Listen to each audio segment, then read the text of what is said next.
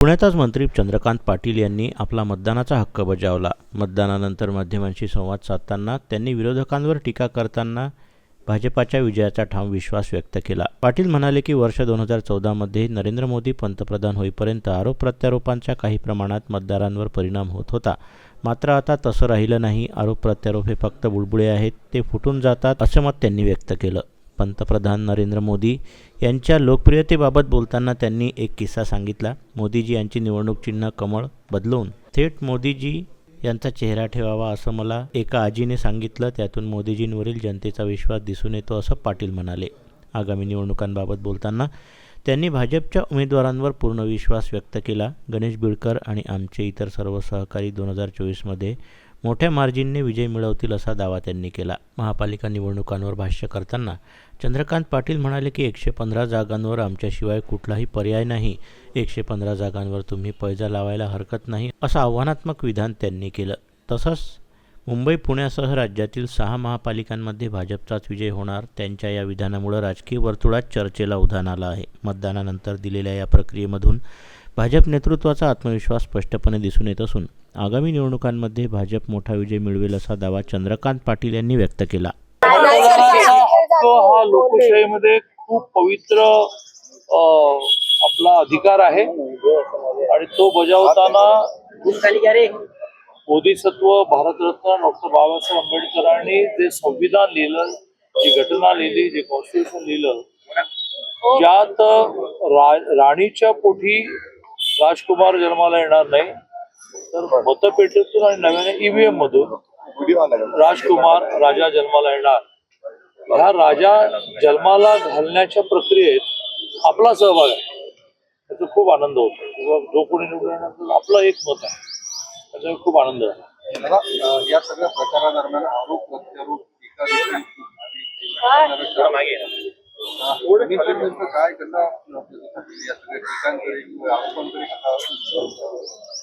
2014 साली माननीय मोदीजी देशाचे पंतप्रधान होईपर्यंत या सगळ्या प्रचाराचा, आरोप प्रत्यारोपाचा पॉझिटिव्ह किंवा निगेटिव्ह परिणाम व्हायचा.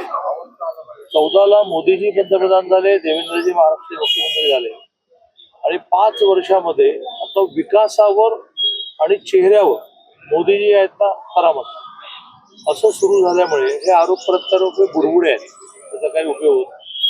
मला परवा प्रचारामध्ये ग्रामीण भागामध्ये एक अतिशय आता ज्या आजीबाई भेटल्या, मग एक काम कराल का म्हटलं बोला. तर मोदीजींना सांगा की तुमचं चिन्ह कमळ बदलून मोदीजी का, आम्हाला ते सोपं पडेल. इतका मोदीजींचा करिश्मा असल्यामुळे तो बिहारमध्ये दिसला. प्रत्येक वेळेला नाचताही अंगण वगैरे तसं आताही होणार आहे की मतसर्वे वगैरे.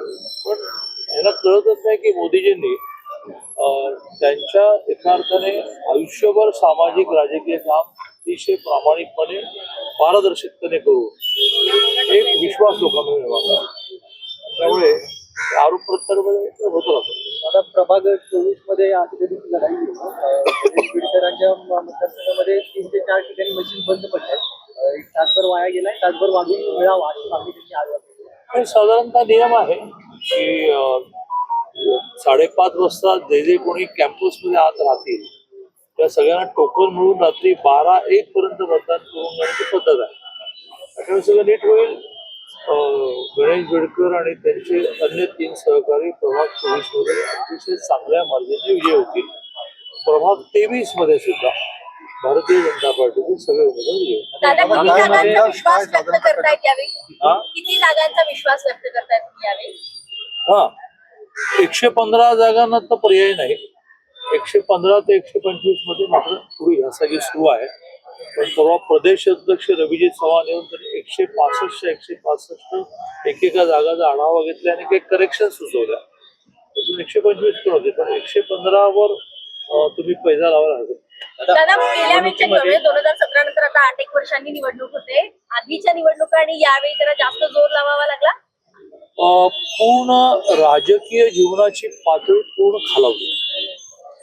आता माझ्यासारखा जो वयाच्या 20व्या वर्षी घर सोडून संघटना वाढीसाठी देशभर देणारा कार्यक्रम आहे, हे सगळं बघून व्यथित होत असला तरी मी त्याला नाईलाज तो क्या इलाज अशा भूमिकेतून पाहतो. किंवा समाजामध्ये एकूणच वातावरण जे बिघडलंय त्याचा राजकीय क्षेत्रावरही परिणाम आहे. तो थोडा जास्तच करणार त्यामुळे सगळ्यांनी सिरियसली विचार केला पाहिजे. वारंवार मी असं म्हणत असतो की ह्या राज्याचे प्रमुख 10 नेते आहेत त्याने एकदा बसून सगळं बोलायचं काय, वागायचं काय.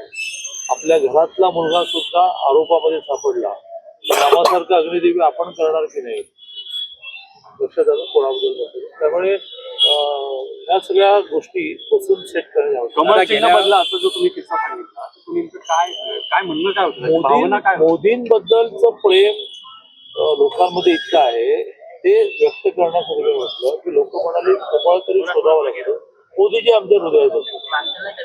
मग आम्हा अडाणी माणसाला आज गेल्यानंतर कमळ शोधण्यापेक्षा मोदी शोधणं सोपतो. त्याचा अर्थ असा होतो की मोदीजींची पॉप्युलरिटी इतकी वाढली की आरोप प्रत्यारोपाने काही फरक पडतो. दादा गेल्या 15 दिवसांमध्ये अजित पवार विरोधात असा सामना पाहिला. खाली का निकालानंतर अजित पवारांना तुम्ही महानगरपालिकेमध्ये सोबत घेणार आहात. कसं आहे की आमची पार्टी कधी फुटली नाही, मुख्यमंत्री बदलण्याचा कधी विषय आला नाही. याचं कारण आमची पार्टी नेतृत्व मानते, लोकशाही आहे, मतं व्यक्त करणं. 40-42 वर्षाबरोबर काम केल्यामुळे मी वेगळ्या विषयांवर देवेंद्रजींशी भांडेन, माझं मत मांडेन. फायनली देवेंद्रजी म्हणतील ते फायनल. तसं आम्हाला 115 आणि रवीजी म्हणतात राज्याचे अध्यक्ष 125 जागा मिळाल्या. तरीही देवेंद्रजी म्हणाले की नाही आता सगळ्यांना सामावून घ्या, प्रोफाईल जे तर त्या प्रपोर्शन मध्ये आम्ही सामावून घेऊ. दादा म्हणतात की मला कुणाला सोबत घेण्याची गरज नाही. असं आहे की दादांसारखे जे राज्यातले काँग्रेसचे नेते आहेत त्यांचे ओव्हर कॉन्फिडन्सने आणि अतिशय उर्मट उद्धट ते अजितदादांना म्हणत नाही मी पहिला शब्द काय वापरला की इन ऑल काँग्रेसवाले ते काँग्रेसची वेगळी नावं त्याच्या निर्माण झाली. आमचं कधी बीजेपीची नावं नाही निर्माण. अर्स काँग्रेस, हे काँग्रेस, ते काँग्रेस, पवार काँग्रेस, अजित पवार काँग्रेस, या सगळ्यांचा ओव्हर कॉन्फिडन्स आणि बॉडी लँग्वेज उर्मट त्याच्यातून तर ते बॅकफुटला गेले. आणि आमचा बुडबुडा न ठरता 14 ते आता 26 आम्ही सातत्याने 3दा मोदीजी पंतप्रधान झाले काय, देवेंद्रजी मध्ये उद्धवजीने दगाफटका केला नाही तर सलग मुख्यमंत्री झाल्याचं काय कारण अतिशय नंबर मुंगी होऊन साखर हा जो उद्धटपणा आहे त्याचे रिझल्ट त्यांना मिळत आहेत.